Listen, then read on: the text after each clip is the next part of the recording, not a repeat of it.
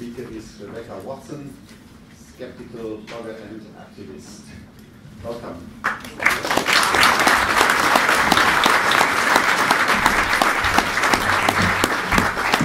Thank you. Hello. I'd like to start by apologizing. I've brought up some tissues here. I'm very ill. It started when I visited your cathedral. There's a chance that I caught the God virus. Just don't get too close to me, please. Also, I noticed that there are some young children here, and I just want to mention that I occasionally curse, and so you might just want to be aware of that. And although really, if they already know the words, it's too late. So, so I'm going to start with a quotation. I think it's important that we understand that what we want to do here is win the war, not just win the battle. And there will be an opportunity sometime in order to win the big war, and we're looking for that opportunity. That's a direct quote from a speech delivered by John Boehner, the Speaker of the House of Representatives in the United States. And the war he was talking about is a war on women, language that Boehner and his cronies are now rushing to pretend that they never used, even though they did. He was speaking specifically about the Republican plan to defund Planned Parenthood, which is an organization that provides basic health services to women. Things like cancer screenings and checkups. And it's mostly for low-income women, although other women and men are also welcome to use their services. Approximately 3% of their services are abortion services. No federal funds in the US go towards any abortion services, including at Planned Parenthood. However, the Republicans tried to convey this idea that they were going to defund Planned Parenthood so that federal funds would no longer go towards abortion. Despite this, about 65% of Americans wanted the US to continue funding those important services, yet the Conservative Party actually nearly shut down the entire US government over the issue. So you have to wonder, why would a political party go against the majority of voters to push for an action that could only be even justified using misinformation, and which would directly damage the health and well-being of a significant portion of women? 3 words: the religious right. Now, the religious right is not just composed of your average Christians.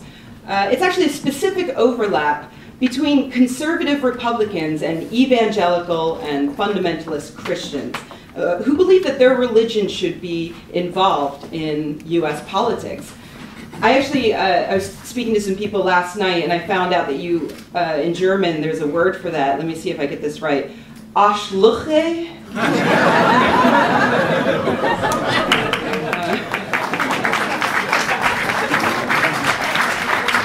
I take it I got that right then. Good.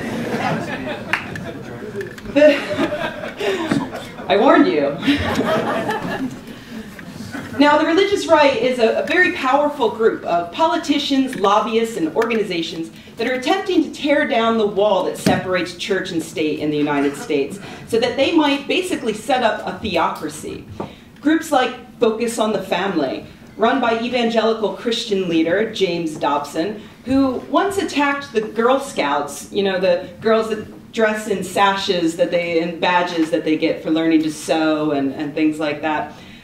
He called the Girl Scouts a front for humanism and radical feminism. Focus on the Family has a budget annually of $130 million. Then there's Concerned Women for America, which has a budget of $8 million per year. In the 1980s, they were famous for campaigning against public schools for allegedly promoting secular humanism. 3 of the 5 highest paid positions in Concerned Women for America are held by men. Don't worry, they may not be women, but they are very concerned. Now, these groups do not represent the majority of Americans' views, but they are very powerful, and they are committed to introducing biblical doctrine into the United States government. And for the most part, they're focusing specifically on the biblical doctrine that mandates that women's bodies are not their own. that women's bodies must be controlled by men lest they should enjoy sex without being punished by babies or disease. To the woman he said, "I will greatly multiply your pain in childbirth. In pain you shall bring forth children, yet your desire shall be for your husband, and he shall rule over you." There it all is, right there in the very first damn book of their Bible. And so they focus on controlling women's bodies in any way that they can. For instance, one thing they're doing is attempting to mandate abstinence-only education. Despite the fact that studies show that states that teach abstinence-only education have the highest rates of sexually transmitted diseases and teen pregnancies in the US. They want to prevent access to any contraception, particularly the birth control pill or what we call the morning after pill, which is also known as Plan B in the US. They call these chemical abortions, which is not true in any sense. This is despite the fact that access to contraception is shown to decrease maternal mortality rates, decrease unsafe abortions, decrease sexually transmitted diseases, and improve education for girls who would otherwise get pregnant and drop out of school. The religious right also opposes legal abortion, of course, often even in the cases of rape, in cases in which it would save the life of the mother, in cases of severe debilitating fetal abnormalities, and in the vast majority of cases in which the abortion is performed on an embryo less than an inch long. Because what this really is about is not saving babies, it's about controlling women's bodies. This is, they oppose abortion despite research, for instance, from the World Health Organization, that shows that when you restrict women's access to legal abortion, the total number of abortions actually stays the same. What increases is the number of maternal deaths. Women continue having abortions, they just go for illegal abortions that end up killing them. Now, these people call themselves pro-life, but that's not a pro-life stance. That's pro-death.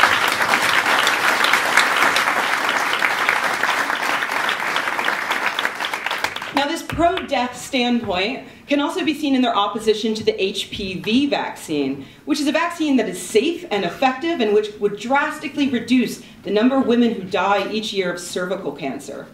Religious conservatives like Michelle Bachmann, who was actually in the running to become the next president of the United States, she actually publicly gave credence to the idea that the HPV vaccine causes retardation. It does not. Excuse me. The religious right also insists that the vaccine will cause girls to become more sexually active, in the same way that wearing seatbelts causes them to crash their cars into buildings. They're very clear about this. They oppose the HPV vaccine because women should be frightened of having sex.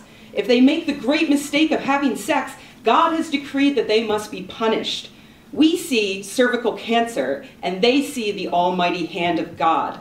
That can only be described as pro-death. And of course, I haven't even gotten to the vast majority of abortion activists or anti-abortion activists who failed to speak up about the murders of abortion doctors, like George Tiller several years ago, who was killed in Kansas, leaving only one other abortion provider in the entire state of Kansas. For the most part, though, Christian theocracy is not spread through direct violence, but through clever legislation. Last year, US state legislatures introduced nearly 1,000 measures restricting women's reproductive rights. Of those, 69 eventually became law. And I'm going to give you a very brief overview of just a few of the laws that have actually been enacted. In Tennessee, sexual education teachers are now banned from discussing kissing and hand-holding because these activities are seen as gateway sexual activity. In exactly the same way that we ban marijuana for being a gateway drug. Kissing and hand-holding. They're basically outlawing love. That's what they're doing. So that's very depressing. And lest you think that this is only a US problem, you should know that abstinence-only education has made its way over here thanks to US fundamentalists who are pushing the issue here. Just last year, British MP Nadine Dorries introduced a bill that would require abstinence-only education be taught in the UK, but only to girls. In Georgia, where anti-abortion activists have now started fires at 2 abortion clinics this week alone, abortion is now banned at 20 weeks, which is actually unconstitutional in the United States, but that doesn't stop them from trying to pass the laws. This is called the fetal pain law because the religious right claims that fetuses can feel pain at 20 weeks. There is no scientific consensus that would reasonably allow someone to make a statement like that. Regardless, 5 different states have now enacted fetal pain laws, with more on the way. In Kansas and several other states, pharmacists can now deny women access to birth control if the pharmacist feels that it will go against their religion. This means that in rural areas, a woman may have no other option for obtaining birth control that could be used, for instance, to help regulate her hormones, or, God forbid, God literally forbid, to not get pregnant while having sex. These laws could even protect pharmacists who refuse to give pregnant women cancer-treating drugs that would carry a risk of causing a miscarriage.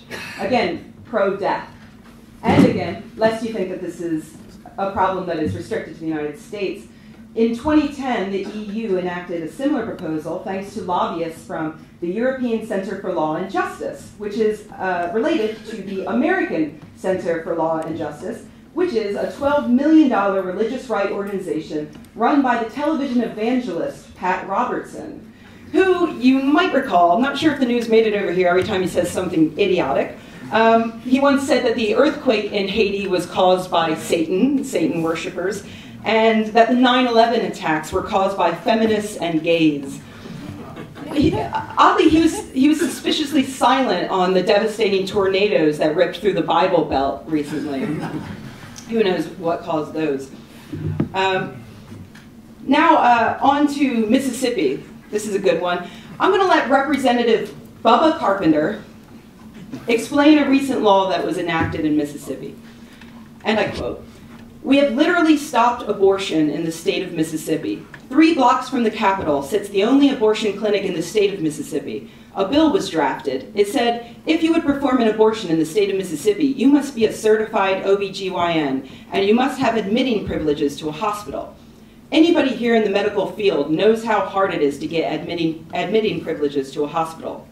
It's going to be challenged, of course, in the Supreme Court and all, but literally, we stopped abortion in the state of Mississippi. So we've done that. I was proud of it. The governor signed it into law. And of course, there you have the other side. They're like, well, the poor, pitiful women that can't afford to go out of state are just going to start doing them at home with a coat hanger. That's what we've heard over and over and over. But hey, you have to have moral values. You have to start somewhere, and that's what we've decided to do. This became law, and the governor signed it, and I think for one time, we were first in the nation in the state of Mississippi." Bubba has obviously heard the research that shows us that when you restrict abortion, women continue having abortions and they die, and he doesn't care because it's the will of God and because he is pro-death. In New Hampshire, this one was not enacted, but I think it's important. A bill was introduced that would have threatened doctors with jail time unless they told women seeking abortions that they would be at an increased risk of breast cancer. This is absolutely not true. Much research has been done showing no link between abortion and breast cancer. So this bill would have forced doctors to lie to patients. Luckily, that bill was shot down before it became law because there was an uproar from those of us who value science and women's health. Now, to me, all these laws and potential laws fall perfectly within the purview of the secular, the atheist, and the skeptic communities. I speak about them because I fervently believe that we can make a difference by exposing them to the public at large and by keeping close watch on our elected representatives, holding them accountable. Atheists and skeptics can ally ourselves with organizations that are already fighting these laws, which are mostly feminist organizations like Planned Parenthood, National Organization for Women, and Equality Now. However, I spoke about that New Hampshire law on my podcast, The Skeptic's Guide to the Universe, and I received angry emails from people telling me quite plainly that doctors being forced to give anti-scientific information to patients should not be discussed on a podcast about anti-science if the victims in question are women seeking abortions. When I tell atheists that religious fanatics are harming women in the United States, most people seem to get it. But like the religious right, there's a loud minority who want me to know that this is not a topic that atheists care about. Because the plight of women is a feminist issue, and to this loud minority, feminist issues are for man-hating bitches. And when I point out that bitch is a gendered insult that demeans all women, again, most people get it. But this loud minority tell me that I should shut up, get naked, make them a sandwich. They think that that's being hilariously ironic, and yet their silencing tactics are indistinguishable from the silencing tactics of religious men. When I gently suggest that atheist men should treat atheist women with respect at conferences, to treat them as equals and not objects, most people get it. But the loud minority tell me that it's their right to do as they please, as though courtesy is some outdated religious notion that has no place in a modern atheist space. So I'm told that I'm a cunt, that I'm a whore, that I am a prude. I get messages every day. One man sent me a photo of my own head and shoulders. He told me that he found it on a Google search and that it was so sexual that it's proof that I don't have a reasonable expectation that women should, that men should respect my personal boundaries. Hundreds of atheists have informed me that either they wanted to rape me, someone should rape me so that I'll loosen up, or that no one would ever rape me because I'm so ugly. Several people informed me that they would be present at a conference that I was attending, and that if they were alone with me, they'd grope me or otherwise physically intimidate me.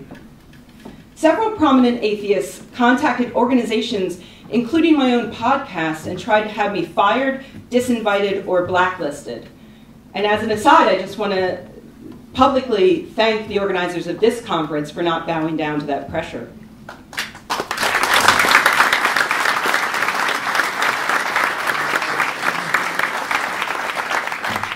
So I'm told that I should stop complaining about being groped, which I have been at a skeptic event, about being touched in other non-consensual ways, about being sent long, detailed emails about the sexual fantasies atheists and skeptic men have had about me. They say I should stop complaining because women in Muslim countries have it worse. Yet when I highlight the horrors faced by women in Islamic communities, for instance, when I talk about female genital mutilation, the loud minority of atheist men tell me that FGM isn't nearly as bad as male circumcision because poor women of color in developing nations don't matter. They literally spelled that out for me. They told me that. And it really struck home because I think the way they see women of color, they're not people. They're used as abused objects for that loud minority to score cheap points on the internet. Passive objects to be valiantly rescued from the evil clutches of Muslim men, but then completely ignored when they can no longer make white men feel superior. As Taslima Nasreen said yesterday, my difficulties can also be attributed more to my criticism of the patriarchy than to any criticism I've ever made of religion. And yet still people ask me to tell them why I think women don't come out to these conferences in equal numbers. And in part, I usually tell them I think the answer is that these conferences don't often include an even representation of women up on stage or representation of talks that are focused on those topics that are of greatest concern to women's lives. But also, in part, I think there are many women who are actively repulsed by the hypocritical behavior of that loud minority who viciously harass outspoken atheist women at the same time that they're demanding Muslim men stop their oppression of Muslim women. So I have two goals for this talk. On the one hand, I hope this talk encourages you to speak out against the misogyny of the religious right, which is an epidemic in the US and which has already spread in Europe. And on the other hand, I hope that this talk also encourages you to speak out against the misogyny that still infects that loud minority in the atheist community.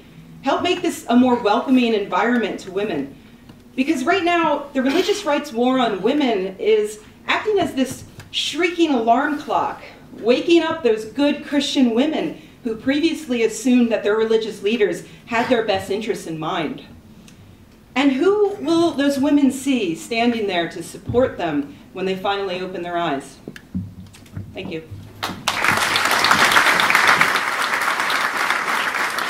I assume we have time for questions, right? I left a lot of time because I knew there'd be some fun ones. Hello, thank you very much for your talk. I hope you can hear me. Yeah, no. You speak about the religious right. My question is, how big is the overlap between the religious groups and the groups suppressing the rights of women? There are some people like the thinking atheist, I hear very often. He say, oh, it's not so big, there are some of religious, our people say this is more or less the same group. What do you think about this? Well, I don't think that all religious people are interested in suppressing the rights and freedoms of women. And again, I want to clarify that the religious right isn't just religious conservatives in the US. They are religious conservatives who specifically want biblical doctrine inserted into United States law. They literally want a theocracy. And I would say that 100% of them would happily restrict the rights and freedoms of women, because those rights and freedoms go against a literal interpretation of the Bible. However, there are many, many liberal Christians who would not support that. And there are even many conservatives, I think, who would not support the insertion of biblical doctrine into the United States law. First of all, Rebecca, thank you. I'd like to... you have an enormous set of gonads, as we were talking about yesterday. I don't know how you do it. I wouldn't be able to. I would have broken down and cried in a corner a long time ago. You were talking about prominent atheists writing to conference organizers, asking, well, demanding that you be blacklisted. I know this is an iffy subject, but I would hope that if the IMCA and the AAI have received threatening emails about you, I would hope that they would publicize them, just like PC, for example, publicizes his hate mail if there are threats of violence. So,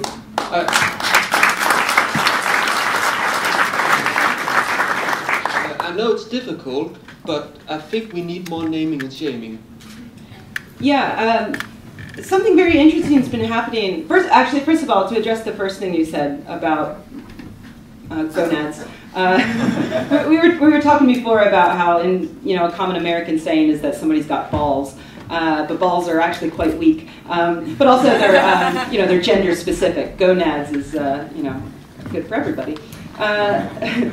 But yeah, I get a lot of harassment, but I get also a lot of inspiration, particularly from those who support me, and also from people like Taslima, who I see facing 1,000,000 times more harassment and endangerment than, I'm in an extraordinarily privileged position, and that's why I speak out about it, because I can, because I know that there are a lot of other women out there who don't have my privileged position to speak, and so it becomes almost, it's a duty that I gladly take.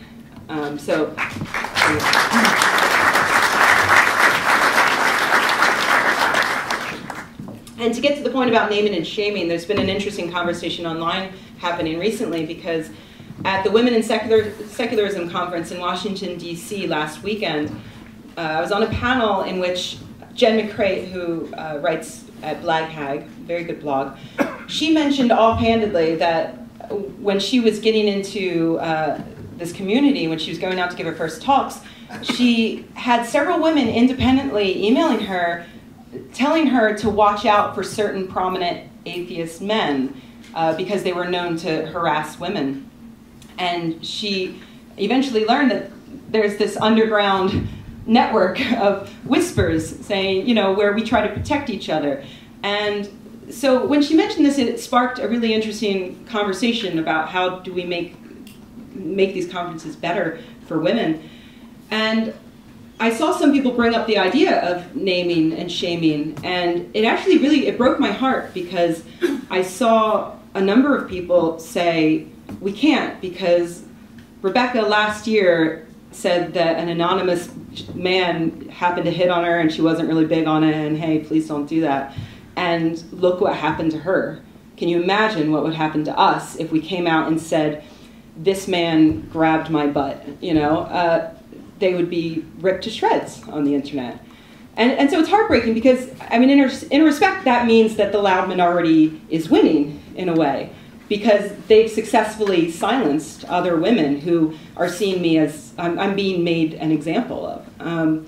However, out of this conversation is coming a lot of positive stuff. Like, for instance, one of my favorite recommendations, which I think came from either Jen or Stephanie Zahn, who blogs at Almost Diamonds, which is that conferences, we should encourage conferences to make a firm statement of anti-harassment policy, and that they should stick to that. If any woman makes a complaint, they should take it very seriously. And that's one small step that could help people feel more comfortable and could help people come out to conferences when otherwise they might be too concerned. So you can check in on those blogs and see the ongoing discussion. It's been really positive overall. Hi, Rebecca. Thanks for the talk. You talked about how the religious right led by men has this war on women. But I guess these men have wives, daughters, sisters, mothers. What do they think about this? The women in their groups, because they must have women supporters. They can't be all male. What do they think? Yeah, that's a good question. They definitely do have women supporters. In fact, the one organization I mentioned, Concerned Women for America, despite the fact that 3 of the 5 highest paid positions are men, the founder is a woman. I forget her first name, but her last name is LaHaye, because she's the wife of Tim LaHaye, who writes Left Behind novels, you know, those apocalypse novels. Beverly. Beverly, thank you. I love smart crowds. Helps me out a lot. So yeah, there are a disturbing number of women who have a hand in their own subjugation, and it's not just amongst Christians. You see it in Muslim communities as well. Taslima and I think we're talking about this the other day. There's a group in some country, where's Taslima? Were we having this discussion? What country was that where there's a group of Muslim women for basically advocating for their own subjugation? Indonesia. In Indonesia. Yeah, it's like they are a group of women who are publicly saying that yes, women should be good to their husbands and should, you know, Obedient Wives Club. Thank you. That's literally what it's called, the Obedient Wives Club. Oh, in Malaysia. Thank you. So yeah, it's a serious problem because, you know, it does make our jobs more difficult when there are women who are so brainwashed. You know, most of these women have been raised since birth to believe that they are less than men, that if they were to be let loose upon the world without a man helping them, whatever would they do? Women who actually believe that they need to stay covered because men can't control themselves, and so they'll be raped if they don't cover themselves from head to toe. So, I mean, I wish I had a better answer than to just describe how awful it is. But I suppose the response is simply, you know, to continue attempting to reach out to them and educate them. And I think the best people to reach out to them are people from within their own communities who have sort of woken up and escaped that way of thinking. So there are groups like, I think I mentioned Equality Now. I think they're very good at working within communities, with people from those communities. It makes it easier to speak to other women, to educate them and show them that they can be equal to men. Thank you, Rebecca. I have a question. Can you tell us a bit about the position of the Obama government concerning these trials on the state level to make the laws stronger concerning women's rights, or perhaps of Obama's wife, because she is very strong position in the U.S. Does he stand up against this thinking, or is there any official position of Obama and his government? Unfortunately, not really. The insidiousness of the religious rights attack is in avoiding federal bills. What they do is the usual plan of attack is to introduce a bill at the federal level that they know will never pass because it's unconstitutional. For instance, the fetal pain law that would outlaw abortion at 20 weeks. They know it'll fail, and when it does, what happens is that all 50 states then immediately submit the exact same bill to their state legislatures, and many Americans pay attention to what's happening at the federal level, but don't pay attention to what's happening at the state level. So these laws are able to sneak through, much to the chagrin of those of us who are shouting and trying to get people's attention. So no, Obama has not been strong on this issue, and in fact, a different but related issue recently is the topic of gay marriage. Everyone was very happy when Obama finally admitted that he's okay with same-sex marriage, yet in the same statement, he asserted states' rights in legislating whether or not they would like same-sex marriage. So in that statement, it was actually quite disappointing, because what he's saying is that each state can decide who has civil rights, and that's not a good precedent to set. And his wife? Oh, Michelle, you know, I'm trying to think, and I can't think of any major statements that she's made on the topic. She mostly, most of her public support goes towards things like physical fitness in children, and which is a good cause, but she doesn't tend to weigh in on the women's rights issues, unfortunately. Hi, Rebecca. Do you have any idea what percentage of women do participate online in atheism activism, and versus the number that shows up at conferences like this? Well, first of all, you were in the cathedral with me, right? Yeah. I ran into you. Yeah. Did you get sick? No. Just me. Okay, just checking.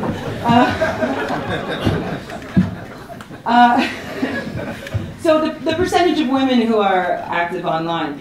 Interesting topic. When I first got involved in the atheist community online, and I should say atheist and skeptic, because I've always done activism in both realms, and I tend to mash them together, much to the chagrin of many people.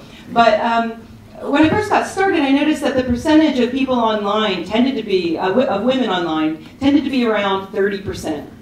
Whenever I saw forums and websites I would go to do, informal polls, it would usually be around 30% women. And also at the time, the large conferences I was attending were anywhere from 20 to 30% on the high end women. Excuse me. And that was during a time when most of the major players on the blogging scene were men, and most of the people on stage at the conferences were men. And then I started getting angry about that. So I started working with organizations like James Randi Educational Foundation, and they did a really great job of overall of listening to our complaints. And over at Skepchick, years ago, we compiled this long list of potential women speakers that they can invite out. And so each year we would give it to them. Have you considered any of these? And eventually they started doing it. They started getting more and more women up on stage. And last year at the Amazing Meeting in Las Vegas, which has maybe 1,500, I think, attendees, there was a 50% male-female split, 50-50, which it's unheard of in these communities, unfortunately. But you could see it in the audience. The audience, I don't know if they took exact figures, but eyeballing it, I would say there were probably 40% women. And also, on Skepchick, I put out a poll several years ago, and I was surprised that my readership wasn't doing much better in terms of male-female split. I think I had maybe 35% women, so a little bit more, but not much. But I wasn't really covering a lot of feminist issues or even skeptical issues that were very specific to women. I was covering general issues. And then I started hiring is weird because I only just started paying them, but forcing to work for free for me. A lot more women, and particularly women who, for instance, several mothers who were very interested in addressing vaccination issues. Anti-vaccination proponents tend to focus largely on mothers. So these women could come forward and speak directly to mothers from mothers. They knew the language, and they were much better at getting through to mothers than a male speaker would be. And so anyway, over the years, we've drastically increased the number of posts that involve both skepticism and feminism in some way, or women's issues in some way. And I gave a poll just a few months ago, and I don't remember the exact figure, but I think we were at 55% women. So we nudged it over the 50-50 line. I guess now we have to start doing more male stuff so we can balance it out again. But, so what I think that shows is that, one, it's getting better. We're getting more women up on stage, and that's getting more women in the audience, and that's making other women feel more comfortable. They look at the photos and they see people like them. It makes them feel more comfortable. So it's getting better, and also we see that the more we focus on women's issues, the more women we get in the audience. And I should also mention that I think the same is true for people of color. I noticed that the more we talk about diversity issues, the more people of color we get in our audience, the more people of color we put on stage, the more we get in the audience, as well as people with disabilities is another marginalized group that we're trying to get to come out, because there are a lot of, for instance, charlatans who focus on people with disabilities. So I think our community gets better the more we think about who these marginalized groups are, and how we can relate our message to them and make them feel comfortable in our community. We all get better for it. Do we need any kind of policing of people being designated as the person that women can talk to tell that they have been groped or anything like that? So it's a male confronting them, not a woman having to confront them? Well, I think what'll help is conference organizers who will have the power to, if they need to remove someone from a conference, and also when the conference organizers step forward and make a bold statement that they, support women in their community, I think it makes women feel a lot better than just if it's a random audience member. But that said, the more random audience members we have who are calling out behavior when they see it, if someone says something inappropriate in your presence, especially with men, because sometimes the last woman leaves the room, I've heard, and then all of the man talk comes out, and sometimes things will be said that would never be said with the woman in the room. And I think that it's important for the men in the room to say, you know what, that's not cool. Let's cut that out. And I think little things like that can go a long way towards improving the overall dynamic and helping women feel more comfortable. I think there was someone down here as well. Hi. Has Richard Dawkins responded to you, or even better, apologized to you yet? No and no. That's all I got on that. Anyone else? All right, well, thank you very much, everyone.